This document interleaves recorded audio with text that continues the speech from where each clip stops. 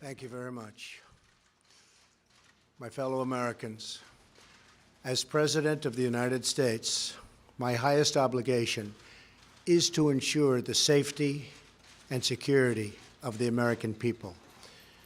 History has shown that the longer we ignore a threat, the more dangerous that threat becomes. For this reason, upon taking office, I've ordered a complete strategic review of our policy toward the rogue regime in Iran. That review is now complete. Today, I am announcing our strategy, along with several major steps we are taking to confront the Iranian regime's hostile actions and to ensure that Iran never, and I mean never, acquires a nuclear weapon. Our policy is based on a clear-eyed assessment of the Iranian dictatorship, its sponsorship of terrorism, and its continuing aggression in the Middle East and all around the world. Iran is under the control of a fanatical regime that seized power in 1979 and forced a proud people to submit to its extremist rule. This radical regime has raided the wealth of one of the world's oldest and most vibrant nations and spread death, destruction, and chaos all around the globe. Beginning in 1979, agents of the Iranian regime illegally seized the U.S. Embassy in Tehran and held more than 60 Americans hostage during the 444 days of the crisis. The Iranian-backed terrorist group Hezbollah twice bombed our embassy in Lebanon, once in 1983 and again in 1984. Another Iranian-supported bombing killed 241 Americans. Service members they were in their barracks in Beirut in 1983. In 1996, the regime directed another bombing of American military housing in Saudi Arabia, murdering 19 Americans in cold blood.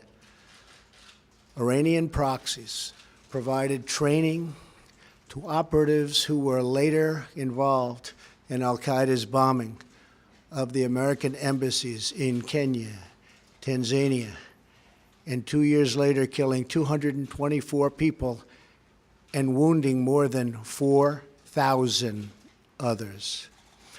The regime harbored high-level terrorists in the wake of the 9/11 attacks, including Osama bin Laden's son.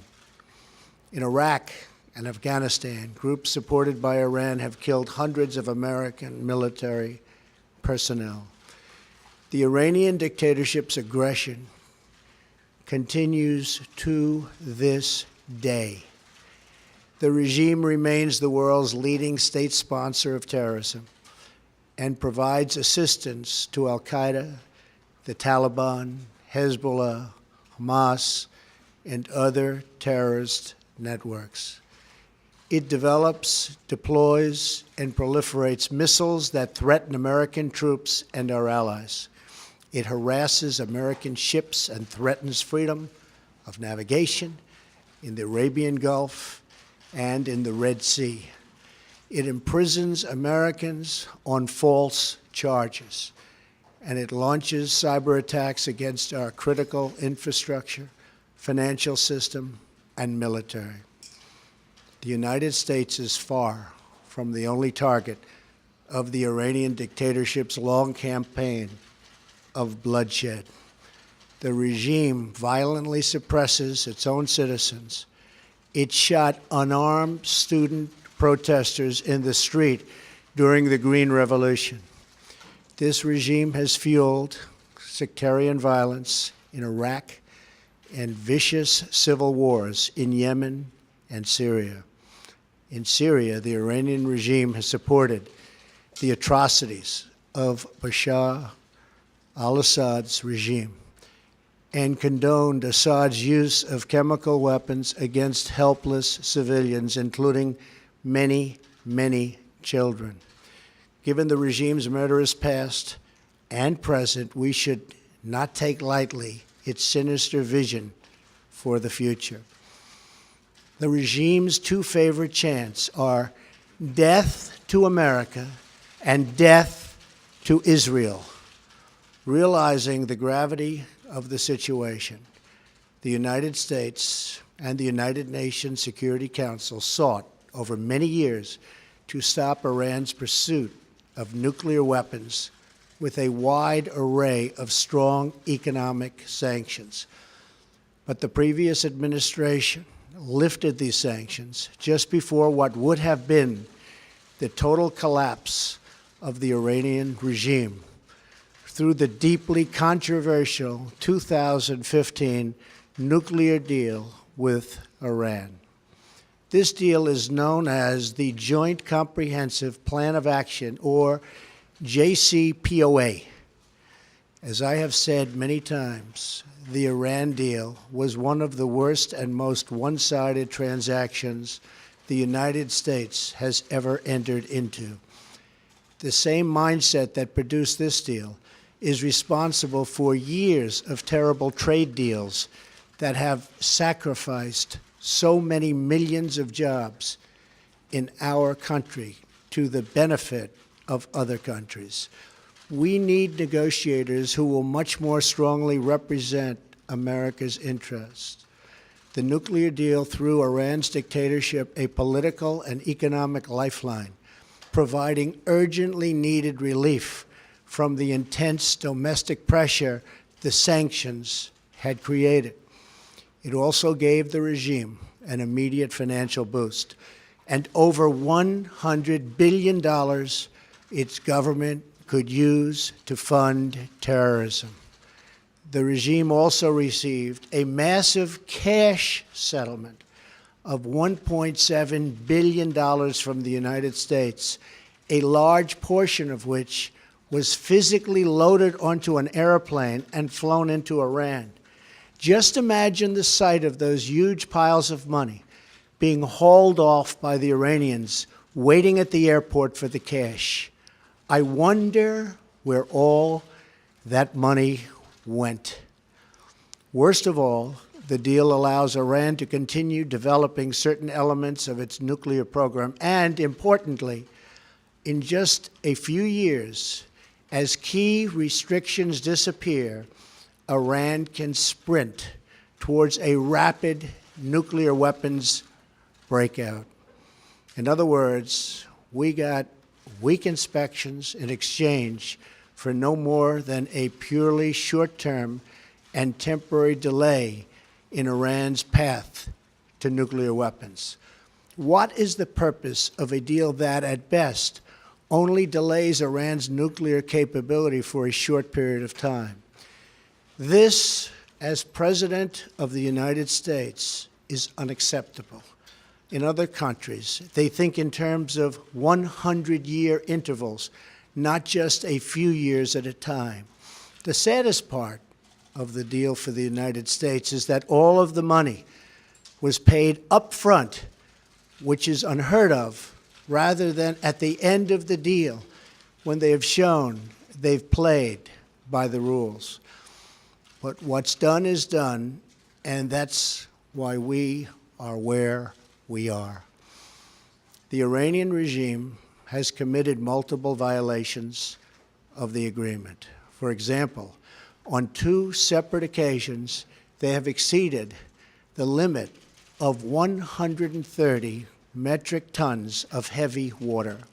Until recently, the Iranian regime has also failed to meet our expectations in its operation of advanced centrifuges. The Iranian regime has also intimidated international inspectors into not using the full inspection authorities that the agreement calls for. Iranian officials and military leaders have repeatedly claimed they will not allow inspectors onto military sites, even though the international community suspects some of those sites were part of Iran's clandestine nuclear weapons program. There are also many people who believe that Iran is dealing with North Korea. I am going to instruct our intelligence agencies to do a thorough analysis and report back their findings beyond what they have already reviewed. By its own terms, the Iran deal was supposed to contribute to regional and international peace and security. And yet, while the United States adheres to our commitment under the deal, the Iranian regime continues to fuel conflict, terror, and turmoil throughout the Middle East and beyond. Importantly, Iran is not living up to the spirit of the deal.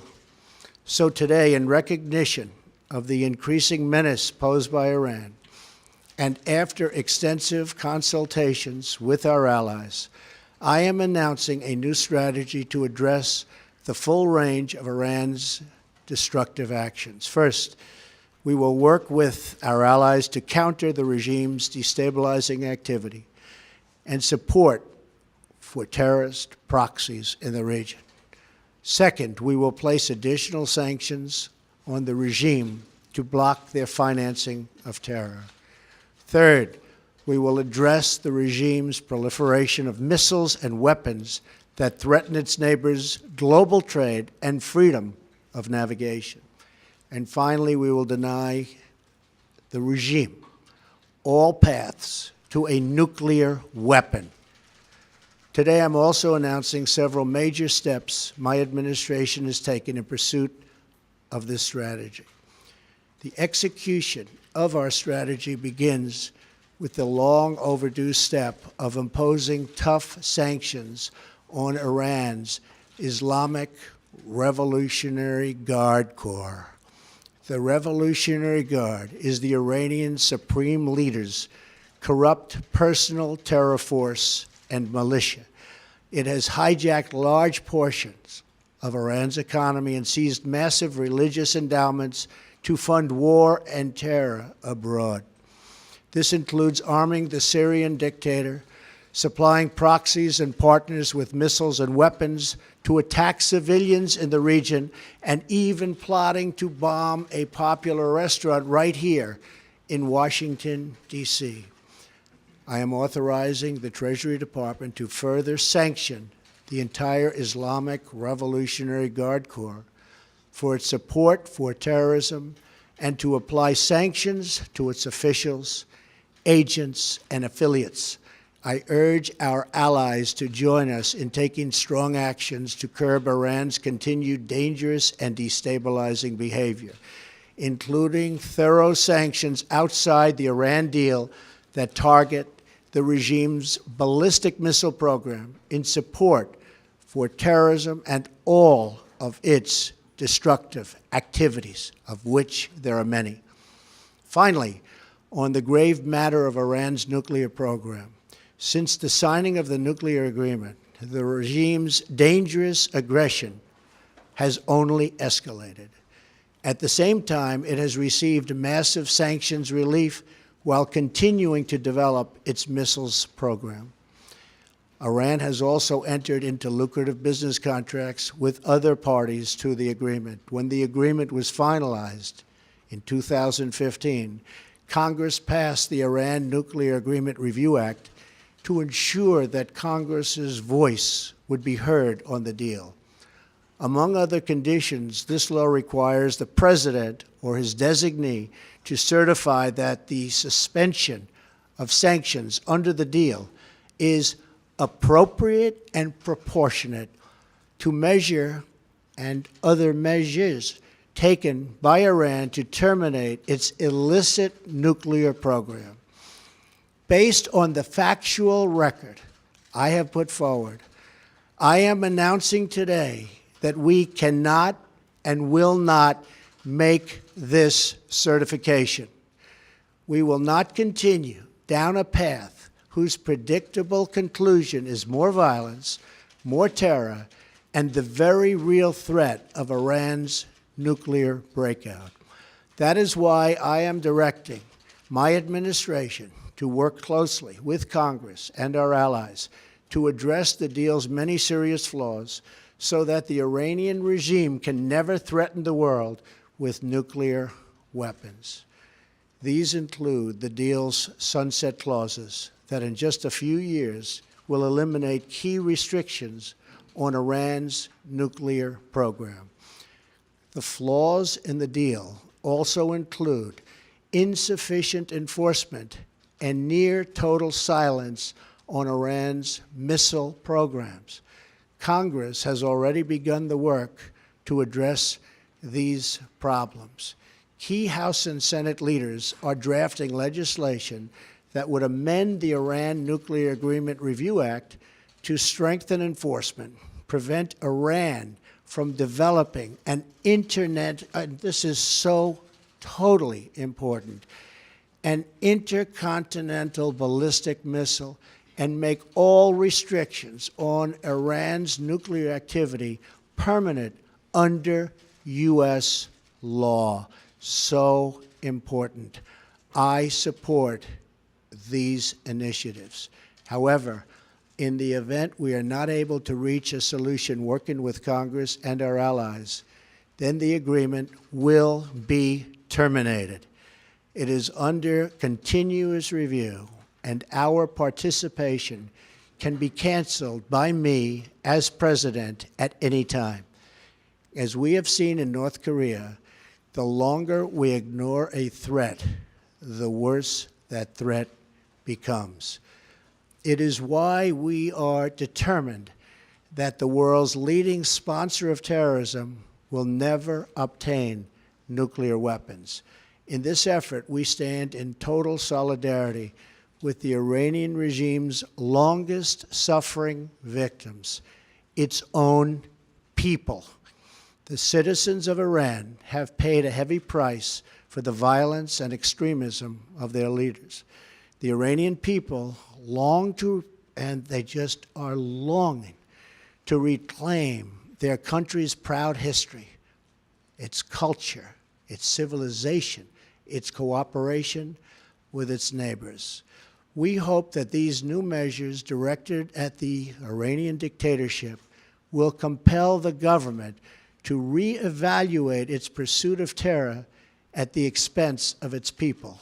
We hope that our actions today will help bring about a future of peace, stability, and prosperity in the Middle East, a future where sovereign nations respect each other and their own citizens.